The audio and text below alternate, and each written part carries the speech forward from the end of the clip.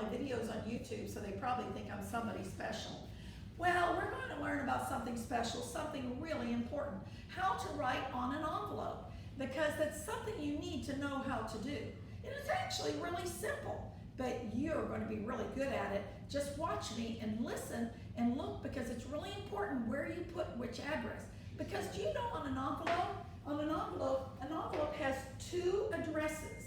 The first address is called the return address. You need to have a return address on your envelope or postcard, because if you don't and this address is incorrect, then it will come back to you and you'll know that. This other address in the middle is who it is going to go to. It is called a mailing address. This is the person who will be getting your mail. And you put this on packages, you put this on postcards, you put this on envelopes, and even the big boxes that you send through UPS or the US Postal Service or any other service, you have to put the main address on the front. And then the return address, which is the person sending it, writes theirs up here. And so that is why they have Janet West, P.O. Box 858, Hilo, Hawaii 96721, which is the zip code. Now it can be mailed without it, but the post office doesn't like that, because this helps them find where in that area that address is located. Now the person that is getting the mail is Karen Forrest at 1202 Ridge Street, Columbus, Ohio 43215. Another thing, do you remember when we were doing abbreviations and we did the abbreviations for the state? I knew you'd remember. Well, HI, remember, is capitalized, and that is for Hawaii. And you know where I am from, right? I am from Hawaii, right? So remember me at poi balls and all that, and blowing the conch shell at Christmas time? Not Christmas, I blew the conch shell at the end of the year. Remember that when we did the hula thing? And I know a lot about Hawaii. So over here, though, we have Columbus, Ohio. OH stands for Ohio. And so there were some students last year that were from Ohio. And so age 8 in 3rd grade is from Ohio. So that stands for Ohio. Look at street. The word street is abbreviated with a capital S-T period. And it could be S-T-R-E-E-T, and you can write that, but it's easier to write the abbreviation. So, and P.O. Box means that you go to the post office. That's what P.O. is, post office, and you get your mail there. Most people have a street address or an apartment address, and some people have boxes at apartment complexes for their address, but most people do have a regular address.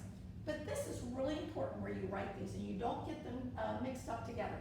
Then there is a stamp that is always put at the top. And if you have too heavy mail, you might have to go to the post office and get it weighed and see how much stamp you need to put on it, or how much you have to pay for the postage, like for your big boxes and stuff. Okay, now, something else I want you to think about. Remember, a letter has 3 parts. The name of the person, both here, Janet West, Karen Forrest. Then the street address. In this case, it's a P.O. box, but that replaces the street address. And then this, 1202 Ridge Street, that is that. Then the city, the state, and the zip code. The city, Hilo, Hawaii, and the zip code. Columbus, Ohio, and the zip code. Now, notice the comma between the city and the state. You always must put that. And so you will see Hilo, comma, Hawaii. Then you see Columbus, comma, Ohio. It's really important to make that difference so they don't see it together and go, where does that go? Because you don't want it to come back. Okay, now, the names of the street, we already talked about that, and the states can be abbreviated, and you can do that or not do that, it doesn't matter, but sometimes it's easy. And the post office knows where it goes if you put the correct one. Now, on number 1, we're going to look at this example. What is the name of the person the letter is being sent to? Who is getting the letter? Is it Janet West?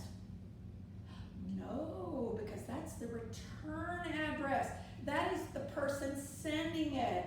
So it is Karen Forrest. So you're going to write down on your number 1 on that page, Karen. And remember, her name starts with a capital because that is her name. And Forrest is her last name.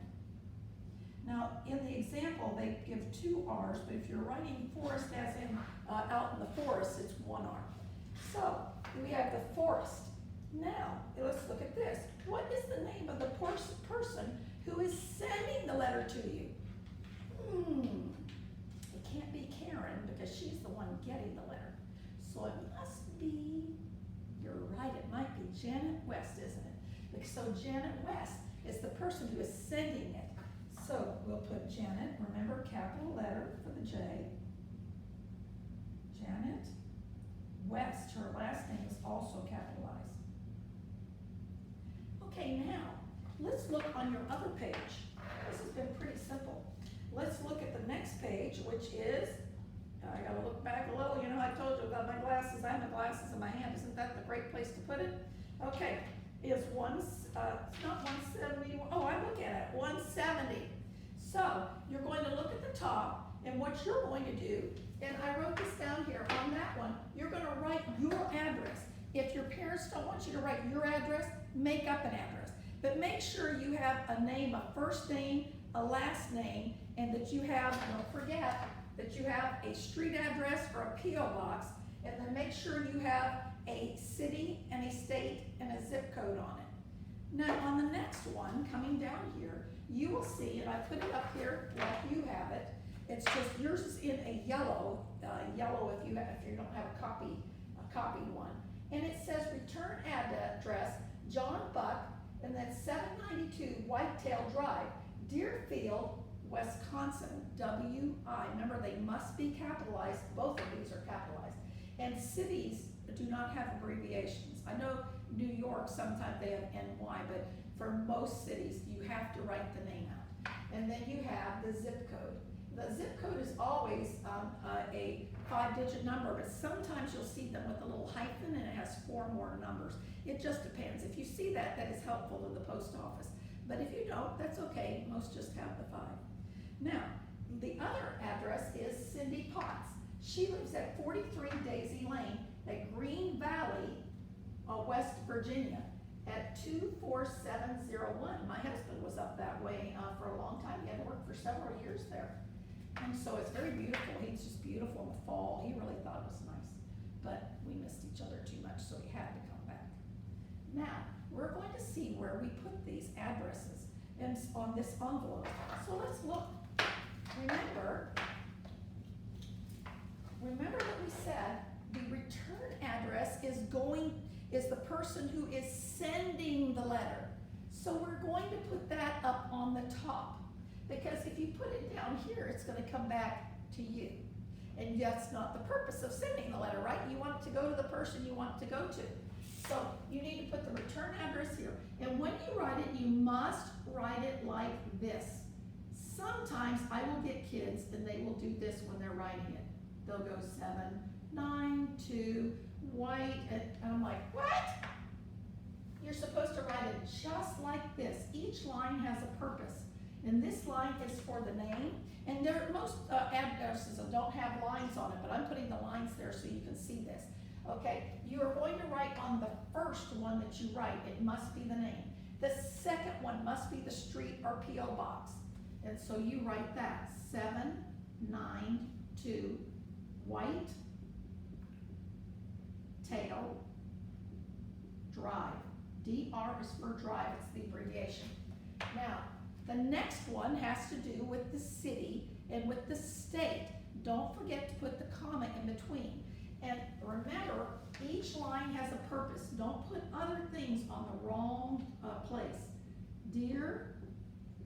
Deerfield, comma, capital W, capital I, for Wisconsin, then 53531. Sometimes people will put it here, 53531, and that's okay, but just make sure it is close to it. Now, the next one we're going to do is the mailing address.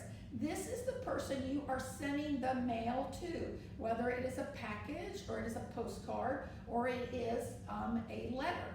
That is who it is going to, who you want to receive it. So we're going to put Cindy's name here. Remember, Cindy's name goes on the top. Whether you have lines or not, this is your top 1. Do not put anything else on this top. The middle one is the address or the P.O. box.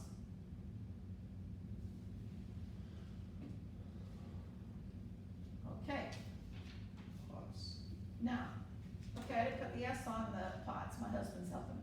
Okay. Now, the last one, and you do not put Green Valley here. You must start it here. Green Valley,